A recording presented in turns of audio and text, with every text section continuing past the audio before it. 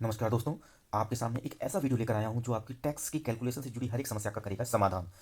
नई tax slab scheme बेहतर है या पुरानी टैक्स स्लैब स्कीम बेहतर है? पुरानी टाइम में आई हुई नई स्कीम और नए टाइम यानी आज के टाइम पे अपडेट हुई नई स्कीम, दोनों में क्या अंतर हुआ है? एक एक बारीकी सी जानकारी इस पूरे वीडियो में मिलेगी। प्लीज़ चैनल को सब्सक्राइब करके रखिए, बेल आइकन को हिट करके ऑल सेलेक्ट करके रखिए और वीडियो को अंत तक जरूर देखना, वरना एक एक बिंदु बहुत महत्वपूर्ण होने वाला है। छूट गया तो समझ नहीं पाएंगे कि क्या, कैसे, कब हो गया। तो प्लीज़ इसको देखिए और समझिए। अब आप ये बात बात करेंगे तो आयकर विभाग जो कि टैक्स से जुड़े हुए नियमों को लागू करता है, ठीक है। वित्त मंत्रालय की मदद से ये सारी स्कीम तैयार होती है कि कितना आयकर लेना है। आयकर विभाग का काम है इसको कलेक्शन करना और सभी एम्प्लॉय के डेटा को होल्ड करना, टैक्स का एक दायरा के तहत एक वर्क करके चलना, ठीक है। तो यहाँ पर हम बात करने जा रहे हैं कि आगे कैसे टैक्स लिया जाएगा।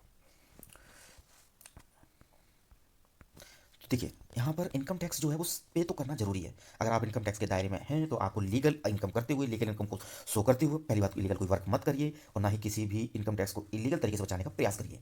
कमाइए मेहनत से, माइंड से, अपने हार्ड वर्क से, अपने स्मार्ट वर्क से, लेकिन साथ में टैक्स को भी आप पे करिए, क्योंकि ये टैक्स ही हमारे देश की प्रोग्रेस को बढ़ाता है, ठीक है। सैलरी सभी पाते हैं तो सभी के मन में फिर आने लगती है बातें कि हम जो सैलरी पा रहे हैं वो तो बढ़ रही है, हमारे ऊपर टैक्स का भी भार बढ़ता जा रहा है। पर ये चिंता ना कीजिए। देखिए, सैलरी आपको उदाहरण के लिए अगर 100 रुपये में आपको 5 रुपये टैक्स लग रहा है, तो अगर सैलरी आपकी 150 रुपये हो जाएगी, तो भाई ऐसा थोड़ी है कि आपको 5 ही रुपये के हिसाब से तो टैक्स देना है 100 के आंकड़े पर। तो यहाँ पर आप सैलरी बढ़ने के साथ साथ आप टैक्स भी अगर ज़्यादा दे रहे हैं तो ये कोई बड़ा इशू नहीं है।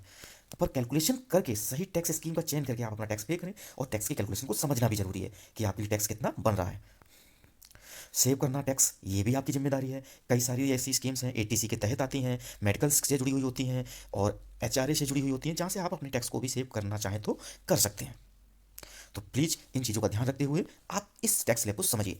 हम अभी जो बात करेंगे वो बात करेंगे टैक्स स्कीम की, जिसमें से ओल्ड टैक्स स्कीम और न्यू टैक्स स्कीम के दो वर्जन, जिसमें पुराना वर्जन जो निकल चुका है अब एप्लीकेबल नहीं है, जिसका अपडेट वर्जन है, क्या अंतर हुआ उन दोनों वर्जन के बीच में, ऐसा जो फायदा या नुकसान क्या हमारे लिए लाया, और ओल्ड टैक्स वर्जन का, वो ओल्ड टैक्स का और न्यू टैक्स का, इनका कंपेयर भी करेंगे कौन बेहतर बैठ सकता है।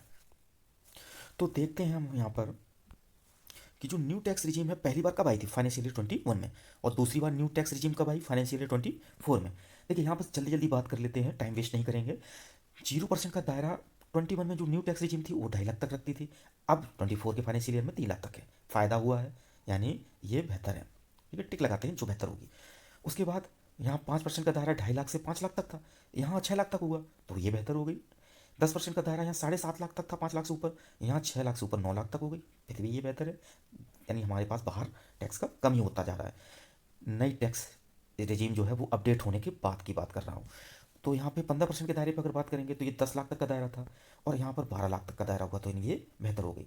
यहाँ 20% के दायरे पे 12.5 लाख तक का दायरा था, 10 लाख से ऊपर में है, और 12 लाख से ऊपर यहाँ पे 15 लाख तक का है, तो ये भी एक बेहतर है रेंज। यहाँ 25% का जो दायरा है 12,50,001 रुपये से 15 लाख तक का है, ये new tax regime financial year 21 में थी, तब से लेके 23 फाइनेंशियल ईयर तक रही। तो 25% लगता था, लेकिन ये 25% का दायरा इसमें नई में खत्म ही कर दिया। 15 लाख से ऊपर में जो है वो 30% का दायरा लागू किया गया है। तो 30% का दायरा जो है वो दोनों में सेम दिख रहा है। अब बात कर लेते हैं, देखिए ओल्ड स्कीम का भी बिल्कुल बात नहीं कर रहे हैं, इसलिए इस पर ध्यान ना दीजिएगा। न्यू स्कीम जो आई थी 21 के फाइनेंशियल ईयर में 23 तक रही, और 24 में जब ये चेंज हुई तो हमें परसेंटेज वाइज यानी जो इंटरेस्ट लग रहा है, ब्याज लग रहा है, हमारा वो नए वाले। तो जो न्यू टैक्स रिजीम है, पहले क्या हमें टैक्स दे मतलब देने को मजबूर करती थी, और अब जो न्यू टैक्स रिजीम आई है उसमें कितना टैक्स बन रहा है, दोनों का एक कंपेयर करना जरूरी भी है। 7 लाख तक अगर इनकम हो तो पहले हम 33,800 देते थे, अब जीरो, यानी पूरा 33,800 का फायदा। 8 लाख तक की इनकम होने पर 46,000 का हमें टैक्स पे करना पड़ रहा था न्यू टैक्स रिजीम में पहले के टाइम, अब 35,000 ही देना होगा, 11,600 का फायदा। 9 लाख तक की इनकम पर 65,400 था पहले, अब 45,000, 17,400 का फायदा। किसके तहत की बात हो रही है, ध्यान रखिएगा, न्यू टैक्स रिजीम, यहाँ ओल्ड टैक्स रिजीम की बात अभी नहीं की जा रही है। 10 लाख तक की इनकम की अगर बात करें तो 78,000 का टैक्स पे करना है पड़ता था न्यू टैक्स रिजीम में, अब हमें 60,000 देना ही होगा, 18,000 का फायदा, ठीक है। इसी तरीके से 12 लाख 15 लाख में हमें फ़ायदा ही हो रहा है न्यू टैक्स रिजीम के दायरे में अगर हम बात करें तो ये चीज़ें ध्यान रखिए, और इसके तहत सोचिए कि हमें कौन सी स्कीम में फ़ायदा होगा। जैसे न्यू टैक्स रिजीम का ही कंपेयर कर रहे थे, पहले थी चूंकि, अब उसको ऑप्शनल तो है नहीं कि ले सकते हैं।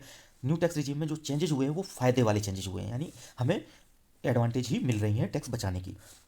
बात कर लेते हैं कि जो न्यू टैक्स रिजीम अब है, ठीक है, और ओल्ड टैक्स रिजीम है, इन दोनों में कौन बेहतर बैठेगी किस रेंज की सैलरी पर और कहाँ तक, जान लेते हैं।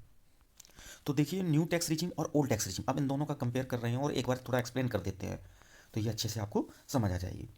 यहाँ पर आप देख सकते हैं ओल्ड टैक्स रिजीम जो है उसका दायरा जो 2.5 लाख तक था नील, और 2.5 लाख से ऊपर 5 लाख तक आपको 5% का टैक्स पे करना पड़ता था, 5 लाख से ऊपर और 10 लाख तक आपको 20%, और 10 लाख से ऊपर आपको 30% देना पड़ता था और देना पड़ेगा ओल्ड टैक्स रिजीम के तहत। लेकिन जो न्यू टैक्स रिजीम आई हुई है उसमें जो चेंजेज हुए अभी मैंने कंपेयर करके दिखा दिए। इसकी पहली जो वर्जन में आपने देखे कुछ नुकसान ही हमें हो रहे थे टैक्स पे करने के दौरान, लेकिन अब न्यू टैक्स रिजीम जो अपडेट होकर आई है इसमें हमें कम टैक्स पे करने पड़ रहे हैं।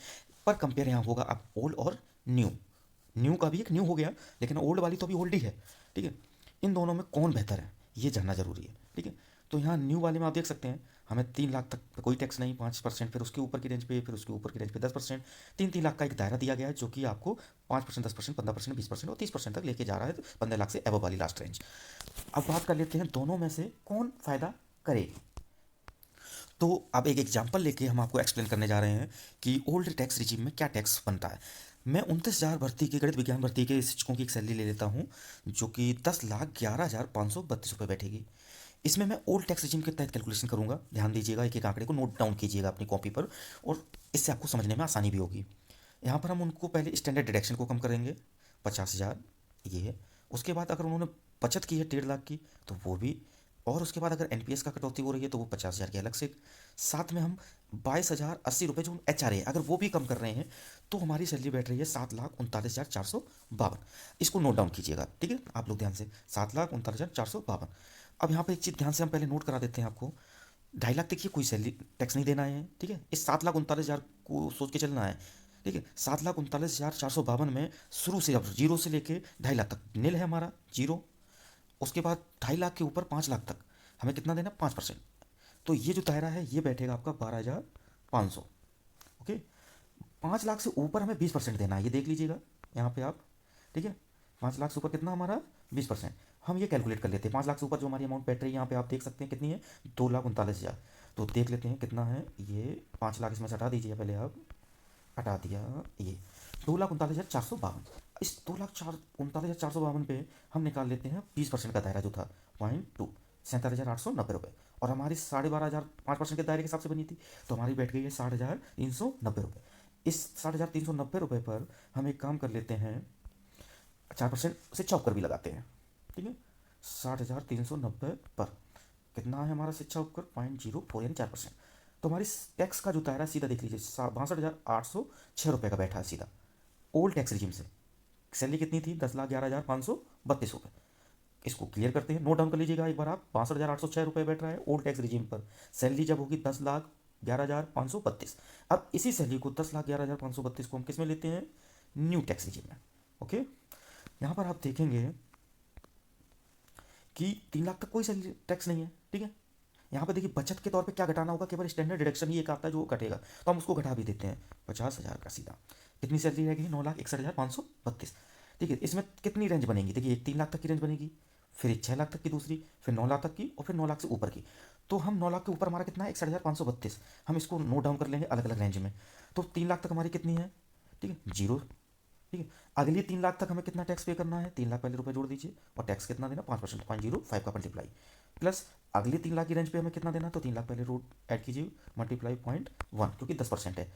अब बात करते हैं अगली रेंज पे, तो 9 लाख के ऊपर की रेंज जो है उसमें हमारी सैलरी थी 61,532 रुपये ही केवल 9 लाख से ऊपर। तो 61,532, इस पर हमारी सैलरी पे बन रहा है टैक्स 15% का दायरा, 0.15। देखिए हमारा टोटल टैक्स कितना बना इस रेंज के दायरे को लेते हुए, 54,230 रुपये, इसको राउंड फिगर में मानते हैं। तो 54,230 हम ये अलग से लिख लेते हैं ये, इस पर हमारा 54,230 पे ही हम वो लगाते हैं से छपकर, तो कितना हो गया, 56,399.2 यानी 56,400, 56,400 हमारा टैक्स बनेगा किससे, न्यू टैक्स रिजीम से। और 62,806 रुपये किससे बन रहा था, ओल्ड टैक्स रिजीम। तो कौन सी स्कीम बेहतर है आप सोचिए खुद ही, ठीक है। ये टैक्स रिजीम हमसे ले रही है 62,806 और ये ले रही है 56,400, तो हमारे हिसाब से ये बेहतर हो गई है और आपके हिसाब से भी यही बेहतर होगी। यहाँ पर मैंने आपको एक एक पॉइंट वाइज कैलकुलेट करके समझाया है। अगर फिर भी कोई डाउट हो तो कमेंट बॉक्स में बोलिएगा, मैं आगे एक बेहतर वीडियो आपके लिए ला के रख दूंगा जो कि इजीली एक्सप्लेन और करेगा डीपली जाके। लेकिन डाउट्स क्या है आपके, अगर कोई मन में है जो यहाँ एक्सप्लेन नहीं हो पाए हो, क्योंकि सबकी अपनी अपनी एक सैलरी रेंज है। अगर आप अपनी सैलरी रेंज पे चाहते हैं वीडियो तो वो सैलरी रेंज भेज सकते हैं कमेंट बॉक्स में, उसका रिप्लाई मिल जाएगा। और कोई अन्य टॉपिक पर वीडियो चाहते हैं तो वो भी आप बोल सकते हैं। तो प्लीज़ चैनल को सब्सक्राइब कीजिए, मोटिवेट कीजिए अपने सब्सक्राइब करने के बाद बेल आइकन को हिट करके ऑल सेलेक्ट करने के बाद शेयर करना, कमेंट करना और लाइक करना प्लीज़ मत भूलिएगा। आपको बस इतना ही कहूँगा, सपोर्ट करते रहिए। आगे फिर से मिलते हैं एक नई वीडियो के साथ। आज के लिए बस इतना ही। बहुत बहुत शुक्रिया पूरा वीडियो देखने के लिए। धन्यवाद।